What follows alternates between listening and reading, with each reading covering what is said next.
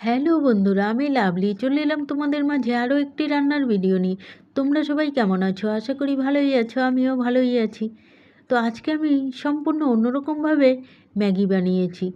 তোমরাও বাড়িতে বানিয়ে বাচ্চাদের দিতে পারো। বাচ্চারা কিন্তু খুব মজা করে খাবে। তো তার জন্য প্রথমে আমি ওভেনের উপর কড়াই বসিয়ে দিয়ে কড়াইয়ের মধ্যে তেল দিয়ে দিলাম। আর এদিকে আমি পেঁয়াজ কুচি আর কাঁচা লঙ্কা কুচি আর গাজর কুচি আগে থেকেই করে রেখেছি।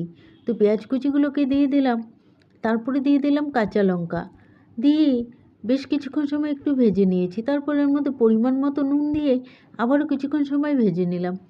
তারপরে এর মধ্যে গাজর কুচিগুলোকে দিয়ে দিলাম, দিয়ে বেশ কিছুক্ষণ সময় ধরে ভেজে নিয়েছি।